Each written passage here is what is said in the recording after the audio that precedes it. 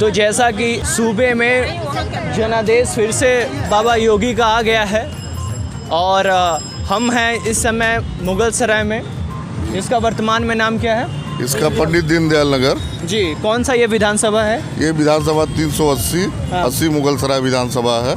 इसके बारे में और जानकारी दीजिए कि यहाँ से कौन विधायिका लड़ी थी और किस प्रकार से, किस कठिनाइयों से उन्होंने फिर से विजय प्राप्त किया।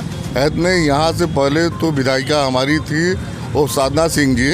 इस बार किन्हीं कारणों से उन्हें टिकट नहीं मिला और वर्तमान में श्री रमेश जायसवाल जी को टिकट मिला था, जो कि इस बार विजयी हुए हैं। तो तय कि कार्यकर्ताओं का और जो बीजेपी को सपोर्ट कर रहा था धरातल से और बाहरी आवरण से, तो क्या कठिनाइयाँ थीं और किस प्रकार से आप लोगों का सहयोग और साथ था? भाजपा का कैडर हमेशा भाजपा के साथ रहता है।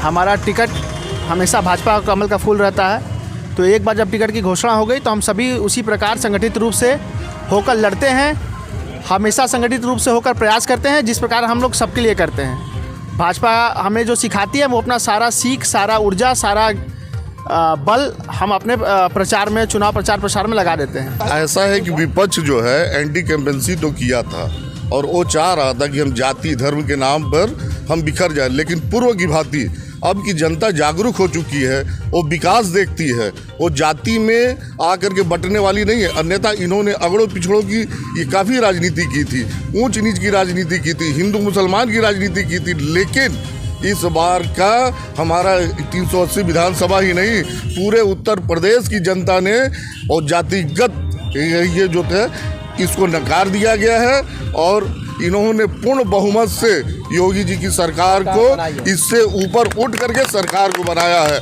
और भारतीय जनता पार्टी का कार्यकर्ता एक कार्यकर्ता जो है उसका प्रत्याशी कमल का फूल होता है, उसकी समर्पण कमल के फूल के प्रति होती है। तो जो साथ और सहयोग मिला आप लोगों का, जमीनी स्तर पे क्या समस्याएं हैं पंडित दीनदयाल उपाध्याय की नगर की, जो पिछले सरकार में पूरा नहीं हो पाया और इस सरकार में ये प्रयास रहेगा संपूर्ण हो जाए? इसके पहले साधना सिंह विधायक जी, उनके द्वारा कुछ कार्य कराया गया, बहुत ही कार्य कराया गया था। जो छूटे हुए कार्य हैं, हमारी उम्मीद है कि हमारे जो नए विधायक जी हैं उनके द्वारा हम लोग कार्यकर्ताओं द्वारा मिल कर के रूट बनाकर, मैप बनाकर उस कार्य को पूरा कराया जाएगा, जिससे जनता के बीच में अच्छा संदेश जाए, आने वाला कल भी हम लोगों का हो। क्या समस्याएं पहले से विद्यमान थी और क्या अभी भी है जिस पे कार्य करना बाकी है? अभी जैसे कि एक कोयला मंडी है हमारा, चंदासी के नाम से जाना जाता है,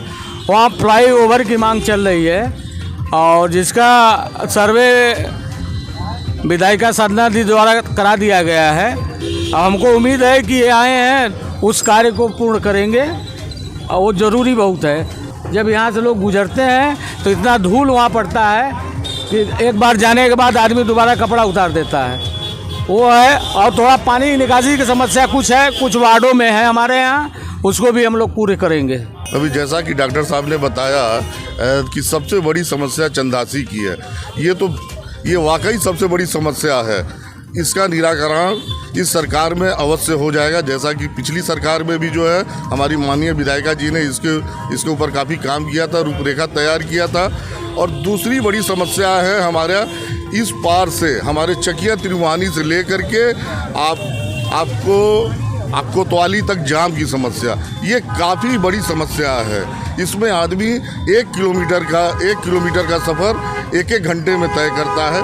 इसका निराकरण होना बहुत ज़रूरी है। तीसरी समस्या, हमारे नए कॉलोनी जो बसते जा रहे हैं उसमें विद्युत की समस्या कुछ आ रही हैं और जल निकासी का और सड़क की आ रही है। और इस बार हमें पूरा विश्वास है कि हमारी सरकार जो है इसके ऊपर भी काम करेगी और इस समस्या को ख़त्म करवाएगी। चौथी समस्या है अंडरग्राउंड बिजली का, जिसका कि वो पिछले सरकार में कार्य वो चालू हो चुका है। इस बार हमको लगता है कि ये पूर्ण रूप से ख़त्म हो जाएगा। तो जो आपने समस्याएं गिनाई और इस सारी समस्याओं का रूपरेखा तैयार हो चुका है या फ्रेमवर्क तैयार हो चुका है या फिर अभी करना बाकी है? नहीं, ये पूरा तैयार हो चुका है, बस इसको अमली जामा पहनाना बाकी है। जी, तो आपने जैसे संज्ञान में बताया इतनी सारी समस्याएं पंडित दीनदयाल उपाध्याय नगर में है, तो आज के वर्तमान में जो शिक्षा की व्यवस्था क्या है यहाँ पे? आज की वर्तमान में शिक्षा की व्यवस्था में हमारी काफ़ी सुधार है, और जैसा कि योगी जी के दिशा निर्देश पे ये हमारे जो है सरकारी स्कूलों में वो प्राइवेट लोगों से भी मदद लेकर के और स्कूलों का सौंदर्यीकरण और शिक्षा में उनका जो है पढ़ाई का स्तर को कुछ करना था, इसमें उन्होंने किया है।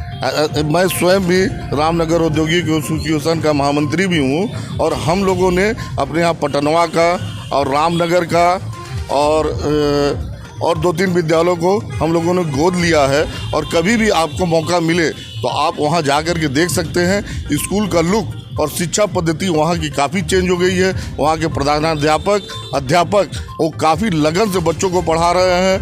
हम लोगों ने वहाँ पे स्वच्छ जल और टाइल्स और विद्युत की व्यवस्था अच्छी से अच्छी करा दी है, और इसी तरह से जनपद के सभी जगहों में ऐसा प्रयास किया गया है। आपने महोदय ये बात रामनगर की बताई, और साथ में इन्होंने कोयला की समस्या बताई थी, जो कोयला डंप यहाँ पे होता है। जी।